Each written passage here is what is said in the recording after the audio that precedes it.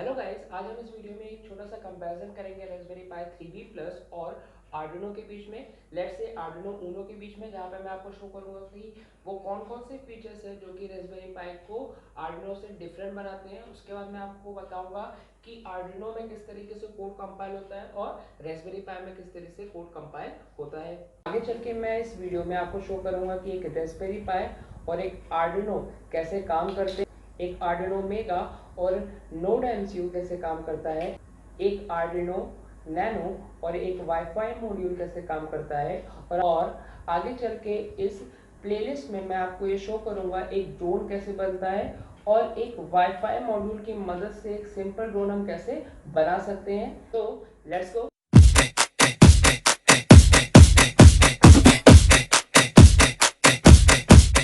Let's go.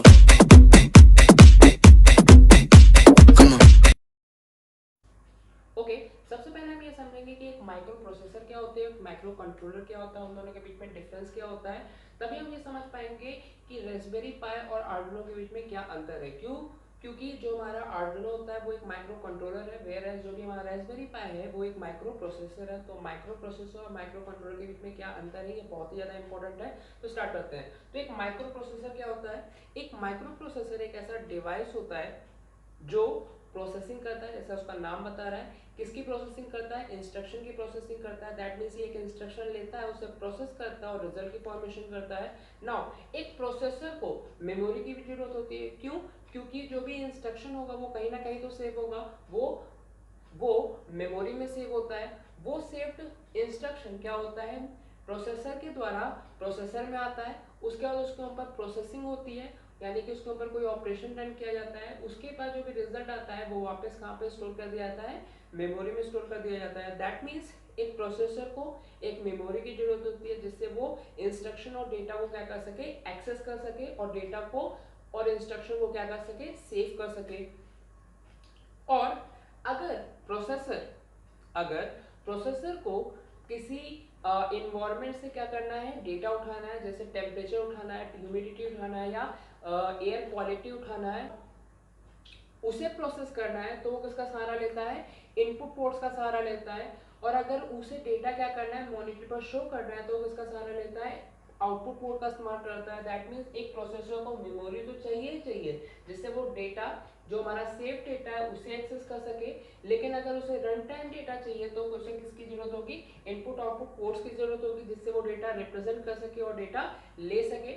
उसके बाद एक टाइमर खुद से काउंटिंग नहीं करता है। दैट मीन्स जो भी हम डिले की फॉर्मेशन करते हैं, आपने ऑब्वियसली यूज किया होगा पाइथन में या आर्डिनो में भी स्लीप फंक्शन का इस्तेमाल किया होगा। तो वहां पे हम क्या करते हैं? डिले देते हैं। तो जो भी हमारा डिले का काम होता है, जिसे हम क्या बोलते हैं? सॉफ्टवेयर डिले बोलते हैं और हार्डवेयर डिले बोलते हैं। दैट मीन्स जो टाइमर होता है वो दो प्रकार का होता है, सॉफ्टवेयर डिले और हार्डवेयर डिले। तो जो हमारा टाइमर होता है वो किसकी फॉर्मेशन करता है? डिले की फॉर्मेशन करता है किसी भी ऑपरेशन के लिए। सो एक माइक्रो प्रोसेसर को मेमोरी की जरूरत तो होती ही है, साथ ही साथ इनपुट आउटपुट पोर्ट की जरूरत होती है, साथ ही साथ टाइमर की जरूरत होती है, साथ ही साथ सीरियल पोर्ट की जरूरत होती है, जिससे सीरियली क्या कर सके? डेटा को ट्रांसमिट कर सके। जब इतनी चीजें किसी एक चिप पे ला दी जाती है तो उसे हम क्या बोलते हैं? माइक्रो कंट्रोलर बोलते हैं। जैसा उसका नाम बता रहा है, माइक्रो कंट्रोलर, जो कंट्रोल करे माइक्रो प्रोसेसर और माइक्रो कंट्रोलर के बीच में जो मेन डिफरेंस है वो ये है कि माइक्रो प्रोसेसर का इस्तेमाल हम तब करते हैं जब हमें बहुत सारा डेटा को क्या करना होता है? प्रोसेस करना होता है, उसमें एक्यूरेसी बहुत ज़्यादा ज़रूरी है। तो हम किसका इस्तेमाल करते हैं? माइक्रो प्रोसेसर का इस्तेमाल करते हैं, जहाँ पे memory, input output port, timer, serial port, ये क्या होते हैं? सब अलग अलग जगह पे होते हैं। वेयर एज जो हमारा माइक्रो कंट्रोलर होता है वो कंट्रोलिंग के लिए इस्तेमाल किया जाता है, जैसा उसका नाम बता रहा है। यहाँ पे जो हमारी प्रोसेसिंग है वो एक छोटी सी एक्सपेक्ट है। मेन चीज हमारा क्या है? कंट्रोलिंग है। मुझे क्या करना है? लाइट को कंट्रोल करना है, मुझे फैन को कंट्रोल करना है, ये मेरा क्या है? मेन ऑब्जेक्टिव है। लेकिन उसके लिए जो प्रोसेसिंग करनी पड़ी वो तो एक छोटा सा एक्सपेक्ट हुआ। तो इसलिए हम किसका इस्तेमाल करते हैं? माइक्रो कंट्रोलर का इस्तेमाल करते हैं। सो मैंने अपना पॉइंट क्लियर कर दिया कि माइक्रो कंट्रोलर का इस्तेमाल कुछ कंट्रोल करने के लिए, जिसमें प्रोसेसिंग बहुत छोटी सी एक्सपेक्ट होती है। वेयर इस माइक्रो प्रोसेसर जैसे कि आपके लैपटॉप या आपके डेस्कटॉप में यूज होता है, जहाँ पे आपको क्या करना पड़ता है, डिफरेंट डिफरेंट टाइप की प्रोसेसिंग करनी पड़ती है, बहुत ही डिफरेंट डिफरेंट टाइप की। आप जावा रन कर सकते हो, आप सी रन कर सकते हो, साथ ही साथ आप कोई भी एप्लीकेशन ओपन कर सकते हो, कोई भी एप्लीकेशन डाउनलोड कर सकते हो। That means different different type के आपको क्या करने पड़ते हैं, प्रोसेसिंग करनी पड़ती है। इसलिए आपको क्या चाहिए, एक बढ़िया माइक्रो प्रोसेसर चाहिए। अभी जो हमारा नेक्स्ट पॉइंट आता है वो आता है सिस्टम बस। अभी एक प्रोसेसर को मेमोरी से डेटा उठाना है या उस पर कुछ राइट करना है या कुछ रीड करना है, वो कैसे करता है, यूजिंग सिस्टम बस। सिस्टम बस तीन प्रकार की होती है, एड्रेस बस, डेटा बस और कंट्रोल बस। एड्रेस बस क्या होती है, एड्रेस बस एक ऐसी बस है जो कि क्या करती है, मेमोरी में लोकेशन सेट करती है। उसके बाद उस लोकेशन से डेटा क्या किया जाता है, लिया जाता है यूजिंग डेटा बस। अब डेटा लिया जाएगा या दिया जाएगा ये डिपेंड करता है किसके ऊपर, कंट्रोल बस के ऊपर। मैं एक बार फिर से रिपीट करता हूँ, एड्रेस बस क्या करती है, मेमोरी में वो लोकेशन फाइंड करती है जहां पे ऑपरेशन करना है, रीड या राइट का। डेटा बस क्या करती है, डेटा ले जाती है माइक्रो प्रोसेसर से मेमोरी तक। अगर एक राइट ऑपरेशन हो रहा है, अगर एक रीड ऑपरेशन हो रहा है, तो मेमोरी से प्रोसेसर तक डेटा लेके आती है। फिर उसके बाद आता है कंट्रोल बस। कंट्रोल बस ये डिसाइड करती है कि डेटा को दिया जाएगा, दैट मीन्स राइट किया जाएगा कि रीड किया जाएगा, ये डिसाइड करती है। उसके बाद जो हमारा नेक्स्ट इंपॉर्टेंट पॉइंट आता है वो आता है क्लॉक। आपको मालूम है, मुझे मालूम है कि समय बीत रहा है, दैट मीन्स हर एक सेकंड हमारी वीडियो क्या हो रही है, आगे बढ़ रही है। लेकिन माइक्रो प्रोसेसर और माइक्रो कंट्रोलर को नहीं मालूम होता है कि समय बीत रहा है। तो हम किसका इस्तेमाल करते हैं, क्लॉक का इस्तेमाल करते हैं। सो बेसिकली क्लॉक करती क्या है, वो माइक्रो प्रोसेसर को ये बताती है कि तुम्हें आगे जाना है, तुम्हें आगे जाना है। दैट मीन्स ये क्या करती है, माइक्रो प्रोसेसर को ट्रिगर करती है, जिससे कि वो क्या करता है, पहला इंस्ट्रक्शन कंप्लीट होने के बाद वो दूसरे इंस्ट्रक्शन पे जाता है, दूसरा इंस्ट्रक्शन कंप्लीट होने के बाद वो तीसरे इंस्ट्रक्शन पे जाता है। तो क्लॉक जितनी हाई होगी उतनी तेजी तेजी क्या होगा, इंस्ट्रक्शन बाय इंस्ट्रक्शन वो क्या करेगा, आगे जाएगा। जितनी धीमी होगी उतना धीमे धीमे वो क्या करेगा, हर एक इंस्ट्रक्शन को क्या करेगा, प्रोसेस करेगा। सो अगर क्लॉक 1 मेगा हर्ट्ज की हुई, जो कि एक नॉर्मल क्लॉक फ्रीक्वेंसी है, 1 मेगा हर्ट्ज की हुई, दैट मीन्स वो 1 मिलियन ऑपरेशन एक सेकंड में कर सकता है। Just look at the number 1 million operation, 1 million operation. That means अगर हर एक ऑपरेशन अगर एक बाइट का हुआ, तो वो इस तरीके के 1 मिलियन ऑपरेशन क्या कर सकता है, एक सेकंड में कर सकते हैं। यानी कि 1 मिलियन ऑपरेशन वो एक सेकंड में क्या कर सकता है, परफॉर्म कर सकता है। दैट मीन्स जितनी ज्यादा हमारी क्लॉक होगी उतनी ज्यादा हमारी क्या होगी, प्रोसेसिंग स्पीड होगी। जितनी ज्यादा क्लॉक उसको प्रोवाइड करेंगे उतनी तेजी से ये क्या करेगा, प्रोसेस करेगा।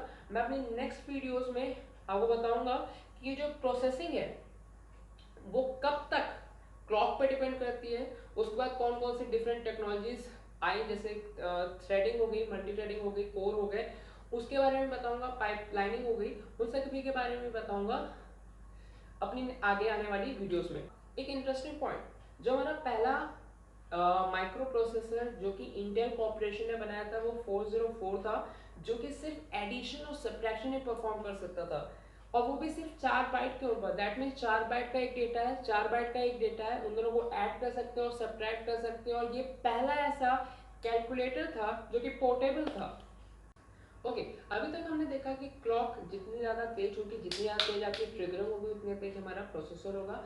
जो हमारा रास्पबेरी पाई होता है वो क्या होता है, फास्टर होता है। क्यों फास्टर होता है, क्योंकि उसकी जो भी फ्रीक्वेंसी है, जो भी उसकी क्लॉक फ्रीक्वेंसी है वो कितनी होती है, 1.4 गीगाहर्ट्ज की होती है। दैट मीन्स ये 1.4 बिलियन ऑपरेशन एक सेकंड में क्या कर सकता है, परफॉर्म कर सकता है। अगर हर एक इंस्ट्रक्शन 1 बाइट का होगा तो ये 1.4 बिलियन ऑपरेशन एक सेकंड में क्या कर सकता है, परफॉर्म कर सकता है। वेयर जो आर्डिनो है वो 16 मिलियन ऑपरेशन एक सेकंड में क्या कर सकता है, परफॉर्म कर सकता है।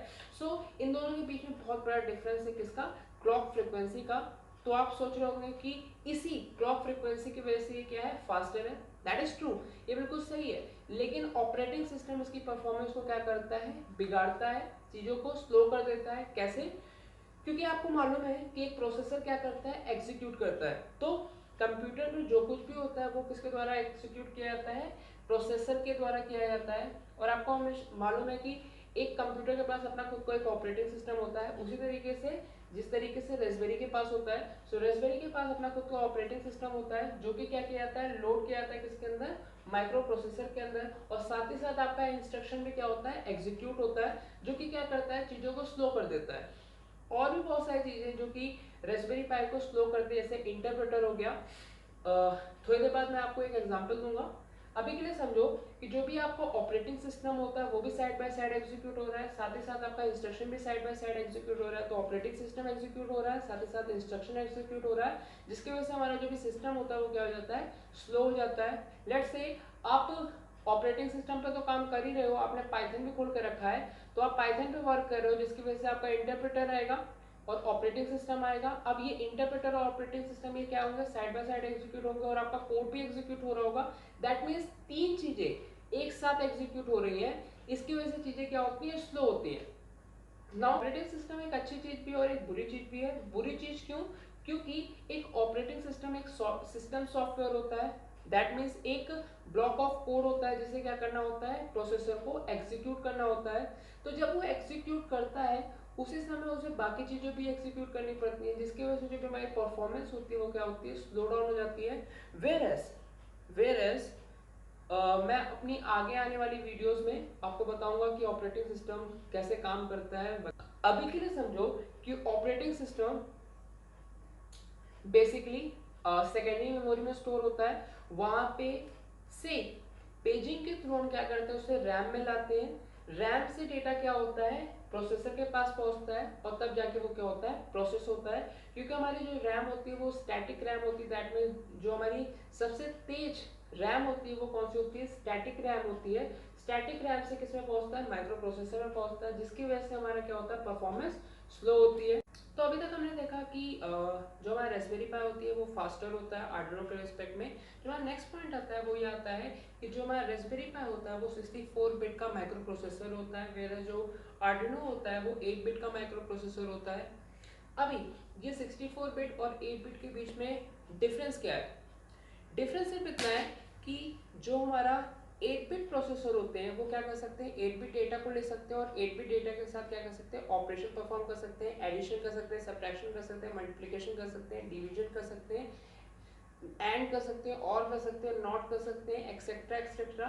वेयर जब हम बात करते हैं 64 बिट डेटा की, तो 64 बिट डेटा और 64 बिट डेटा के बीच में हम क्या कर सकते हैं, डिफरेंट डिफरेंट ऑपरेशन कर सकते हैं। सो ये सिर्फ मैटर है किसका, साइज का, कितना बड़ा डेटा हो सकता है। सो प्रोसेसर का साइज जितना बड़ा होगा वो उतने बड़े डेटा को क्या कर सकता है, हैंडल कर सकता है एक बार में। दैट मीन्स ये एक बार में 8 बिट डेटा को एक्सेस कर सकता है, ये एक बार में 64 बिट डेटा को एक्सेस कर सकता है। तो फिर से मैं इसको रिपीट करता हूँ कि जो एक 64 बिट का माइक्रो प्रोसेसर होता है वो क्या कर सकता है, एक बार में 64 बिट को क्या कर सकता है, एक्सेस कर सकता है, उसके ऊपर 64 बिट डेटा के साथ क्या कर सकता है, ऑपरेशन परफॉर्म कर सकता है। वेयर जो 8 बिट माइक्रो प्रोसेसर है वो क्या करेगा, 8 बिट डेटा को एक्सेस कर सकता है एक बार में, और 8 बिट डेटा के साथ उसे क्या कर सकता है। समझते हैं कि 64 बिट माइक्रो प्रोसेसर और 8 बिट माइक्रो प्रोसेसर के बीच में अंतर क्या है। 8 बिट माइक्रो प्रोसेसर की जो एक्यूरेसी होगी वो कम होती है किसके रिस्पेक्ट में, 64 बिट के माइक्रो प्रोसेसर के रिस्पेक्ट में। तो जब हमें क्या करना होता है, कंट्रोल करना होता है, तो हम किसका इस्तेमाल करते हैं, आर्डिनो का इस्तेमाल करते हैं। क्यों, क्योंकि उसके पास क्या है, कम एक्यूरेसी है। वेयर एज हम रास्पबेरी पाई का इस्तेमाल करते हैं जब हमें क्या चाहिए होती है, ज़्यादा एक्यूरेसी की जरूरत होती है। दैट मीन्स 64 बिट डेटा को हैंडल करने की जरूरत होती है, तो हम किसका इस्तेमाल करते हैं, रास्पबेरी पाई का इस्तेमाल करते हैं। अभी हम समझते हैं कि एक्यूरेसी का मतलब क्या है। एक्यूरेसी का मतलब लेट्स से एक डेसिबल नंबर है 2.00019, ये ज़्यादा एक्यूरेट है कि 2.0001987, ये ज़्यादा एक्यूरेट है। तो जैसे जैसे हमारी बिट बढ़ती है वैसे वैसे हमारी एक्यूरेसी क्या होती है, इंक्रीज करती है। ये 64 बिट माइक्रो प्रोसेसर है तो इसकी एक्यूरेसी ज़्यादा होगी, वेयर 8 बिट माइक्रो प्रोसेसर की एक्यूरेसी कम होगी। तो जब हमें कंट्रोलिंग का काम करना होता है जहाँ पे एक्यूरेसी की उतनी जरूरत नहीं होती तो हम आर्डिनो का इस्तेमाल करते हैं, वेयर एज हम किसका इस्तेमाल करते हैं, रास्पबेरी पाई का इस्तेमाल करते हैं जब हमें एक्यूरेसी की जरूरत होती है। जब आप कंप्यूटर विजन के ऊपर काम करते हो तो जो आप डेटा हैंडल करते हो वो बहुत ही ज़्यादा एक्यूरेट होता है, क्योंकि वो बाइनरी फॉर्म में होता है और उसमें थोड़ा सा भी चेंज हो गया तो हमारा डेटा क्या हो जाता है, करप्ट हो जाता है। सो इसलिए हमें क्या चाहिए होती है, एक्यूरेसी चाहिए होती है। सो तो अभी तक हमने देखा कि जो भी हमारे प्रोसेसर है, चाहे वो 64 बिट के माइक्रो प्रोसेसर हो, चाहे वो 32 बिट के माइक्रो प्रोसेसर हो, चाहे वो 8 बिट के माइक्रो प्रोसेसर हो, जितने ज़्यादा हमारे क्या होगी बिट होगी, उतना ज़्यादा अच्छा हमारा माइक्रो प्रोसेसर होगा। क्यों? क्योंकि हमारी एक्यूरेसी उतनी ज़्यादा होगी। दैट मीन्स जितनी ज़्यादा बिट का हमारा माइक्रो प्रोसेसर होगा, उतना ज़्यादा उसमें क्या होगी एक्यूरेसी होगी, वो उतना ज़्यादा बिट के डेटा को एक बार में क्या कर सकेगा एक्सेस कर सकेगा, उसके ऊपर ऑपरेशन परफॉर्म करेगा और उतने ही बिट का डेटा क्या कर सकता है वो सेव कर सकता है। जो हमारा नेक्स्ट इंपॉर्टेंट पॉइंट आता है वो आता है मेमोरी। तो जो भी हमारा रेस्पबेरी पाई होता है उसके पास दो टाइप की मेमोरी होती है। पहला होता है 1 GB रैम होती है उसके पास, और एक SD कार्ड होता है। सबसे पहले समझते हैं कि 1 GB रैम, 1 GB रैम इसका मतलब क्या हुआ, उसके पास 1 बिलियन लोकेशन होती है जहाँ पे वो क्या कर सकता है अपने डेटा को क्या कर सकता है स्टोर कर सकता है। मैं अपनी आगे आने वाली वीडियोस में बताऊंगा कि ये रैम इंपॉर्टेंट क्यों है, वेयर एज और SD कार्ड हमें क्यों प्रोवाइड किया जाता है। इससे पहले हमने बताया था कि सेकेंडरी मेमोरी में हमारा क्या होता है ऑपरेटिंग सिस्टम क्या होता है स्टोर होता है, और पेजिंग की मदद से हम क्या करते हैं उसे रैम में लाते हैं। सो दैट इज इट। तो जो भी हमारा ऑपरेटिंग सिस्टम होता है, जो कि हम आगे आने वाली वीडियोस में इंस्टॉल करेंगे, किसमें SD कार्ड में इंस्टॉल करेंगे, उस SD कार्ड में जो भी हमारा ऑपरेटिंग सिस्टम होगा वो पेजिंग के थ्रू क्या होगा रैम में आएगा, और रैम से क्या हो जाएगा प्रोसेसर में एग्जीक्यूट हो जाएगा। So that is it. Where जो हमारा आर्डिनो होता है उसमें 48 KB फ्लैश होता है, साथ ही साथ 6 KB SRAM होता है यानी कि स्टैटिक रैम होता है, और 0.24 KB EEPROM होता है। इंपॉर्टेंट पॉइंट, जो भी हमारा रेस्पबेरी पाई होता है वो क्या फैसिलिटी प्रोवाइड करता है SD कार्ड की, जिसकी मैक्सिमम साइज कितनी हो सकती है 32 GB हो सकती है। दैट मीन्स आप 32 GB का मेमोरी कार्ड क्या कर सकते हो उसमें लगा सकते हो। उससे ज़्यादा अगर लगाओगे तो एक्सेप्ट नहीं करेगा। ये आपके मोबाइल में भी होता है कि एक सर्टेन अमाउंट ऑफ साइज का ही SD कार्ड आप क्या कर सकते हो उसमें प्लेस कर सकते हो। 128 अभी चल रहा है। उसी तरीके से रेस्पबेरी पाई में भी आप 32 GB का मेमोरी कार्ड क्या कर सकते हो लगा सकते हो। दूसरा इंपॉर्टेंट पॉइंट आता है जो कि आपको पूछना चाहिए कि ये कैसे डिसाइड होता है कि मेरे मोबाइल की कितनी डेटा को मैं एक्सेस कर सकता हूँ। दैट मीन्स आप अपने मोबाइल में कितना GB का मेमोरी कार्ड इंसर्ट कर सकते हैं, वो डिपेंड करता है आपके हार्डवेयर के ऊपर। यानी कि आपके पास जितनी ज़्यादा एड्रेस बस होगी उतना ज़्यादा डेटा आप क्या कर सकते हैं एक्सेस कर सकते हैं। रेस्पबेरी पाई के पास 2 to the power 36 बाइट की एड्रेस बस होती है, जिसकी वजह से वो क्या कर सकता है 32 GB की लोकेशन को क्या कर सकता है वो एक्सेस कर सकता है।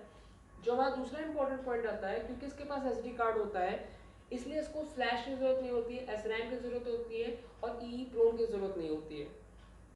सो अभी तक हमने देखा कि रेस्पबेरी पाई और आर्डिनो की मेमोरी स्पेसिफिकेशन क्या है। जो हमारा नेक्स्ट टॉपिक आता है वो आता है लॉजिकल लेवल्स। सो जो रेस्पबेरी पाई होता है उसमें लॉजिकल 1 को रिप्रेजेंट करने के लिए हम 3.3 वोल्ट का सहारा लेते हैं, वेस आर्डिनो में हम 5 वोल्ट का सहारा लेते हैं। अभी ये एक प्रॉब्लम क्रिएट करता है। क्या उसी प्रॉब्लम, जब हम बात करते हैं सेंसर को रेस्पबेरी पाई के साथ कनेक्ट करने की, या रेस्पबेरी पाई को I2C की मदद से किसी और के साथ कनेक्ट करने की, तो 3.3 वोल्ट और 5 वोल्ट लॉजिक क्या करता है एक दूसरे में दिक्कत खड़ी करता है और सिस्टम को क्या करता है खराब कर देता है। इवन ये रेस्पबेरी पाई को जला भी सकता है। तो समझने की कोशिश करते हैं, जो भी हमारे सेंसर्स होते हैं वो सभी मोस्ट ऑफ द 5 वोल्ट पे वर्क करते हैं, वेयर जो रेस्पबेरी पाई है वो 3.3 वोल्ट पे वर्क करता है, जिसकी वजह से हमें क्या करना पड़ता है, जो 5 वोल्ट के लॉजिकल 1 है उसे 3.3 वोल्ट के लॉजिकल 1 में कन्वर्ट करना पड़ता है। अब ये हम करते किसकी मदद से, ये हम लॉजिकल कन्वर्टर की मदद से करते हैं। ये 1 चैनल लॉजिकल कन्वर्टर है जो कि 3.3 वोल्ट को 5 वोल्ट में और 5 वोल्ट को 3 वोल्ट में क्या करता है कन्वर्ट करता है। मेरे पास एक और लॉजिकल कन्वर्टर है जो कि 9 चैनल लॉजिकल कन्वर्टर है। ये 9 5 वोल्ट को 9 3.3 वोल्ट में और 9 3.3 वोल्ट को 9 5 वोल्ट में क्या कर सकता है कन्वर्ट कर सकता है। जो दूसरा इंपॉर्टेंट पॉइंट आता है वो ये आता है कि हम 3.3 वोल्ट का सहारा क्यों ले रहे हैं। रेस्पबेरी पाई 3.3 वोल्ट पे वर्क क्यों करता है, क्योंकि वो अपने सिस्टम को क्या बनाना चाहता है पावर एफिशिएंट बनाना चाहता है। अगर आप कम पावर का इस्तेमाल करोगे तो आप ज़्यादा देर तक चलोगे। दैट मीन्स जो रेस्पबेरी पाई है वो 5 वोल्ट देता है, जिसमें से 3.3 वोल्ट ही को क्या करता है खर्च करता है इन सभी सेंसर्स को इस्तेमाल करने पे, और बाकी की जो पावर होती है वो किसको इस्तेमाल करता है, बाकी चीज़ों को सपोर्ट करने के लिए, जैसे यूएसबी पोर्ट हो गया जो कि 5 वोल्ट पर रन कर रहा है। सो आप समझ सकते हो एक पैरेलल कनेक्शन होगा इनपुट पावर का और यूएसबी पोर्ट का। सो इस तरीके से ये क्या बनाता है, पावर एफिशिएंट बनाता है, क्योंकि इसे क्या करना होता है, पावर देनी होती है किसे, यूएसबी पोर्ट्स को पावर देनी होती है, कैमरे को पावर देनी होती है, इवन एलईडीज को पावर देनी होती है। साथ ही साथ इसे जो हम ईथरनेट कनेक्ट करते हैं उसमें जो एलईडीज लगी होती है उसमें भी पावर देनी होती है, कैमरे को पावर देनी होती है, और जो ऑडियो जैक होता है उसमें भी पावर देनी होती है। इसीलिए सो इसीलिए हम किसका इस्तेमाल करते हैं, 3.3 वोल्टेज लेवल का इस्तेमाल करते हैं। अब 3.3 वोल्टेज लेवल को 5 वोल्ट में कन्वर्ट करना हो या 5 वोल्ट को 3.3 में कन्वर्ट करना हो तो हम किसका इस्तेमाल करते हैं, लॉजिकल कन्वर्टर्स का इस्तेमाल करते हैं। इसके बारे में मैं आपको आगे बताऊंगा। जो दूसरा इंपॉर्टेंट पॉइंट आता है जब हम बात करते हैं सीरियल कम्युनिकेशन की, यानी कि एक लाइन में एक एक करके डेटा जब हम भेजने की बात करते हैं तो रेस्पबेरी पाई किसका सहारा लेता है, 3.3 वोल्टेज लेवल का सहारा लेता है। दैट मीन्स 3.3 वोल्ट क्या करेगा, वन लॉजिकल 1 को रिप्रेजेंट करेगा, 0 वोल्ट किसे रिप्रेजेंट करेगा, लॉजिकल 0 को रिप्रेजेंट करेगा। वेयर एज आर्डिनो जो कि 5 वोल्ट को ही क्या मानेगा, लॉजिकल 1 मानेगा, और 0 वोल्ट को ही लॉजिकल 0 मानेगा। तो इन दोनों के बीच में यानी कि रास्पबेरी पाई और आर्डिनो के बीच में सीरियल कम्युनिकेशन करना भी आपको मैं बताऊंगा using this chip called logical converters. Next important point आता है वो ये आता है कि जो रास्पबेरी पाई है वो 3.3 वोल्ट का सहारा क्यों लेता है और जो आर्डिनो है वो 5 वोल्ट का सहारा क्यों लेता है, क्यों नहीं रास्पबेरी पाई 5 वोल्ट का सहारा लेता है, इसको समझने की कोशिश करते हैं। सबसे पहले ये समझो कि जो रास्पबेरी पाई होता है वो क्या करता है, 5 वोल्ट पर रन करता है। कितने पर रन करता है, 5 वोल्ट पर रन करता है। दूसरी चीज ये कि रास्पबेरी पाई को इनपुट आउटपुट पोर्ट्स के अलावा भी बहुत सारी चीजों में क्या देना पड़ता है, पावर देना पड़ता है। चाहे तुम बात करो मॉनिटर के लिए पावर देने की बात हो, चाहे कैमरा को पावर देने की बात हो, चाहे यूएसबी पोर्ट जहाँ पे आप कीबोर्ड और माउस कनेक्ट करते हो उसको पावर देने की बात हो, चाहे वो जो दो आगे एलईडीज होती है उन्हें पावर देने की बात हो, तो उसे पावर देनी पड़ती है। कहाँ पे, इन सभी चीजों में उसको पावर देनी पड़ती है। तो अगर वो 5 वोल्ट लेगा और सब जगह 5 वोल्ट दे देगा तो उसके पास बचेगा ही क्या, तो वो अपने पावर को क्या करता है, कम करता है, 3.3 वोल्ट बनाता है, जिससे कि इनपुट आउटपुट पोर्ट को वो क्या करता है 3.3 वोल्ट पे हैंडल करता है, जो कि बहुत ही रेयर चांसेस में हम क्या करते हैं, यूज करते हैं। मोस्ट ऑफ द केसेस में हम क्या करते हैं, यूएसबी पोर्ट यूज करते हैं, कैमरा इस्तेमाल करते हैं, इवन नेट कनेक्ट करने के लिए हम ईथरनेट का इस्तेमाल कर सकते हैं, तो भी उसमें पावर जाती है। सो कहने का मतलब ये है कि रास्पबेरी पाई जिसने भी बनाया होगा वो बहुत ही इंटेलिजेंट पर्सन होगा, उसने हमेशा सोच के रखा होगा कि हाँ यूएसबी।